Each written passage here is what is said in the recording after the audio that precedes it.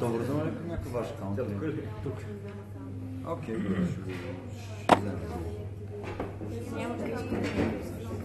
Аз само да кажа, че ви напускам, беше много интересно.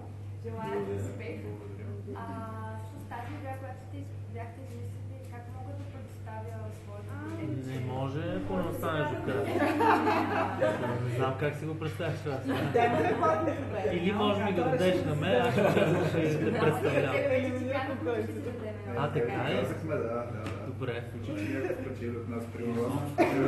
Не, аз не се обвързвам. Я не се обвързвам, защото си имам бягащо куче. Добре, Аз съгласен. съм на мнение, че просто, извинявайте, така че се намесвам.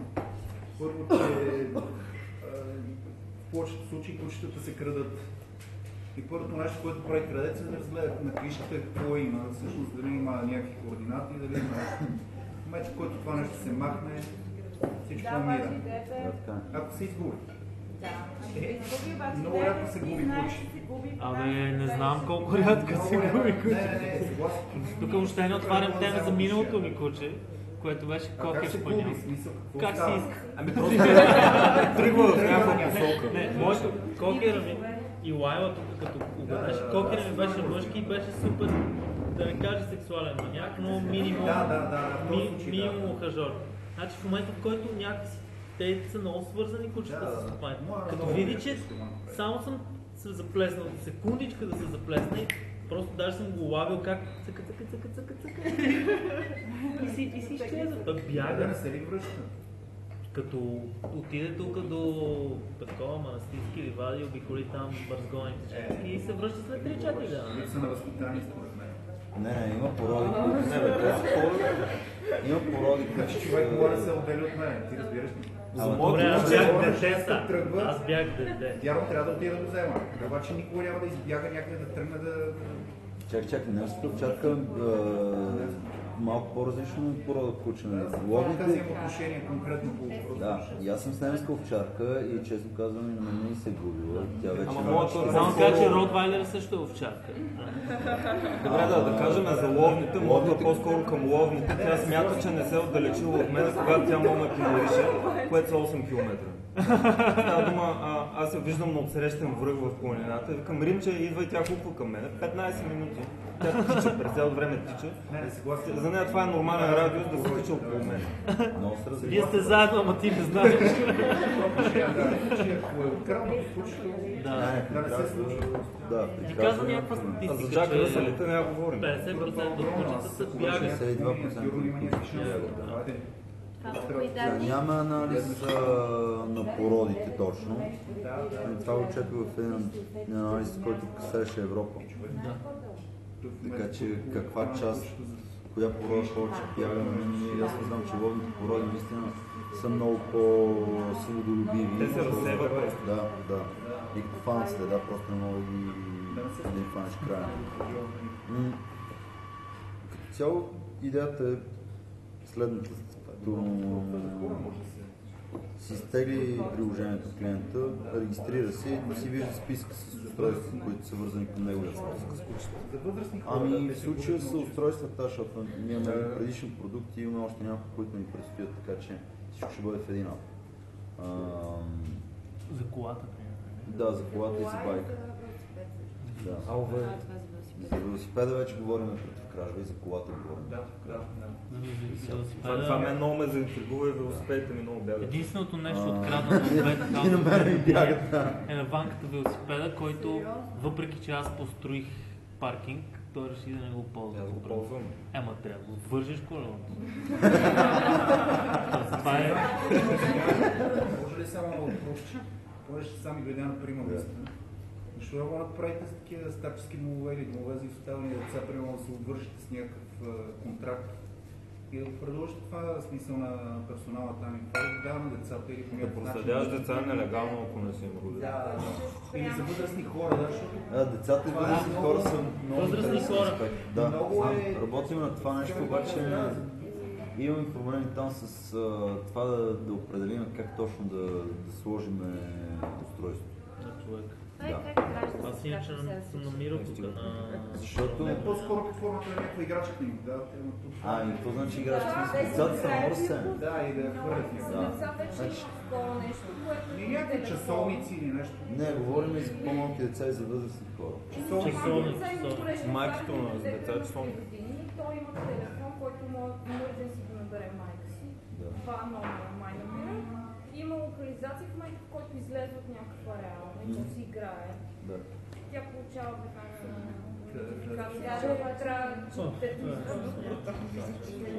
Въпросът часовника не е лош вариант, въпросът е, че отзивите за часовниците на конкуренцията не са много добри. И затова търсим някакъв друг подход, не нещо друго да направим. Въпросът е, че не мога да го вържем с дрехите, защото дрехите си деца пък ги перат на пол. Нали, смисъл, дори якето на едно дете, то се пере доста често. Не мога да намерим начин да е удобно за хората, защото при всяко положение и с Find Pet търсим вариант да е удобно за хората и да не е обвързващо. Не мога да намерим начин специално за децата и за възрастните хора на врата ли да му го вържем. Възрастен човек може да му обясниш, но Не може. Ето един дядо, никакъв шанс, намери го, пак е такива температури миналата година, долу на малките, тук на нашите малки петюшета, по пантофи и с едни други пантофи в ръка. И тия ми викам, какво става дядо? Века, тук ли е някъде младежкият театър? Ами не. И с крайна сметка се оказа, историката му беше в главата му, че отива с тия пантофки на едно много хубаво момиче, да ги занесе в младежкия театър, тя там е актриса и е студено на краката и той й носи пантофите по един халат такъв и ще умре всеки момент. И не мога да разбера къде живее един час. Взех колата, кой се оказа, че живее тук на време.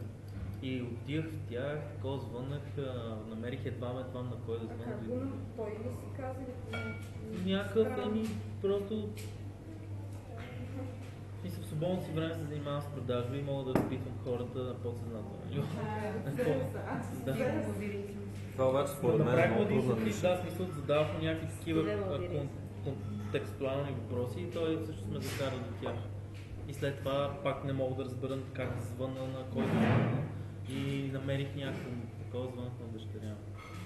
Без да знам.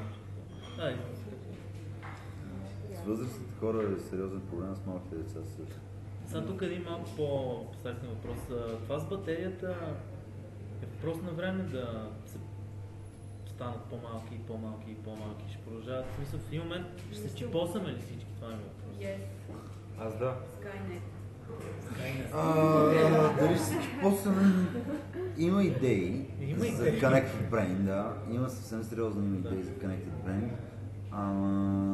Аз не го виждам това нещо стане. Аз имам тази идея. Цяло аз съм решил, че съм се родил за да не умирам. Факт. Мисля да се апгрейдвам. Добре, че не си ще се радва с тази идея, защото ще стане много гъчкано. Аз мисля, че от тук нататък сме в тази ситуация. Предстои да видим дали си правя. Ще говорим за умиране, понеже при телефоните винаги в първите няколко месеца батерията държи 2 дни. След това започва да държи един ден, 3 часа. Как стои въпроса? Много просто. Колко цикъла е един вид? Точно това е ключовата дума. Въпрос на цикли. Тоест, живота на батерията се определя в броя на нейните зареждания и разреждания. Телефона ти си го зареждаш всеки ден, постоянно. И това му скапва батерията за една година, две, ако не го ползваш много. Ама ти за 2 години ти го зареждаш 700 пъти. Това устройство, като ти държи 20 и няколко години, айде нека го кажем 20 дни, 100 цикъла с ти 2000 дни. Има ли индикация дали му пада батерията? Да, имаш нотификация. На телефон. Може ли виж от апликацията проценти? Аз може ли да снимам малко Сега апликация? в новия апдейт качваме и процентите, защото по принцип бяхме направили с червена, зелена и оранжева индикация. Тъй като, знаеш, проблема с процентите пак опира до това. колко е смел човека, защото ако му покажеш, че батерията му е 15%, той ще каже, окей, тя беше на 30 преди една седмица, сега на 15, значи няма. Трябва да си реалист на 15, значи се изключи всеки момент. Смартфоните така съм се научил. Ма той точно това казва, че има хора, които трябва да си реалист, 15% си една седмица. 15% си една седмица. В следващия момент обаче, като търсим на животното, 15% си час и половина, примерно, следява, което не го препоръчвам. Аха. Виждаш къде е проблема, защото той е различен режим на работа. Като се събуди, пикне и харчи. А това е хора с колко... Мисля, ако е на фул, за колко време имаш време да търсиш? Над 24 часа имаш с половината батерия, имаш над 24 часа. Активно. Когато говоря на всеки 10 минути, ти да ресеткаш таймера да почваш от начало. Да, просто да си представям каква драма да трябва да е. 24 часа да виждам къде е. Да. се търси. Да. Това си изпреждение на преследване, направо. Да, по-скоро като преследване. По автомагистралата Тракия. И то кучето май няма да иска да бъде намерено. Или хората, които са... Кучето още приема може да не знае, защото тя моята така се появи. В един момент някой звънна от някакъв парк, то гори мечката, който е там. И ми казаха, бе, тук видяхме, обаче бяха някакви познати, които са виждали, повярвах, хукнах веднага там, тя беше избягала, докато аз се разлепям там плакати, ми звънят от кучешката градинка, е тук хора, които я познават, само дигам телефон, чувам, Рима, бе, мая хвания, бе, Иване, кучето е тук, идва бързо, тръгвам натам, докато стигна до кучешката градинка, ми звънят от тук горе от бунтовник, където не беше последната куча. Ми казват, това куче, дето преди живееше тук, нали сте го загубили, и сам мина. Тръгвам към бунтовник, докато стигна до бунтовник, изобщо като завия в Лозенец, нали, вътре, и ми звънят отгоре, където живея аз на Балчер, те от магазинчето на нощ, казват, кучето мина. Ама само мина. Аз се чудя какво да правя и стоя така по средата на черни връх на върните. И мина някакво супер кратко време според мене и ми звънят от тук, от 4-то район, защото тук беше много облепено с плакати. И аз вече почнах се усещам, че следващата локация е там, където е другата квартира долу на канала и графа. Тръгнах, почнаха ми звънят някакви хора от канала и накрая една приятелка имаха магазин на графа, точно си го правяха нещо и я видяла как мина. И тя е един от примерно 4-5 човека, които кучето познава и спре при тях и се прибрава. Така, аз се преследвах реално от горимечката, как се прибира към къщи. Та има преследване. Нали, то кучето не знае, че ти си след него, така че ти много време мога да преследваш. Особено такова бързо, като мога. Твоето куче може да се каже, че го има тук на данс някой. Може да се каже. Горе вляво. Добре да него бърче. Друг ролче. Ще губиме ли сега лайва в това? Да, ще искам да видя как мига там и търси. Окей, значи идеята е тук на опаковката сме направили един QR код, с който всъщност връзваме устройството към профил, не към телефон. Към профил. Ами да, по-добре да е към профила, защото да не си зависим от телефона. Да, и това ни дава възможност да шерваме, да, може и през веб. Това дава възможност да си шерваш устройство, да трансфернеш на някой, ако си го взел за подарък. Регистрирахме се. Другото, което е интересно е, че не слагаме такова, нямаме бутонче. И тук специално в инструкцията сме обозначили, че включването се извършва като допреш устройството до този магнит. И устройството. Да, нещо се бъргаля да го закачим. Тя вече маха с плашка. Да, тя е готова. Да, готова на старта, не избяга. Сега ще видиш край. Да? Не. Ще го дадем да го излътне. На шалче. Това ще мисля, не? Сега активирано. Да. Тук ми се появява списък с устройството, където мога да му слагам картинки, мога да се обръщавам, мога да, ако им повече от едно, нали, да си ги персонализирам един вид. Какво друго мога да направя? Go find бутона. Да, това е вълшебният бутон. Сега, тук отнема някъде 40 минути. Значи, сега тук в новата версия сме направили малко по-говоримо да е, нали, защото така стои просто, че устройството търсим, обаче не става ясно. В последния апдейт имаме малко повече информация, така и така свързано с устройството. Да. Да, не е блокирано. Да, но дори да го зарежеш така, ще получиш нотификация,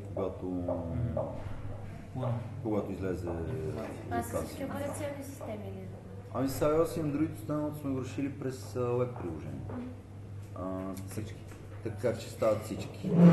Nokia. Които имат интернет. Ами да, тебе ти трябва само интернет достъп, но той така или иначе ти трябва, защото не е проблем в веб приложението.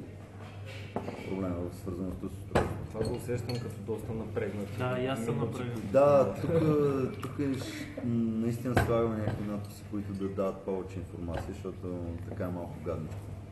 Да, то, защото обикновено е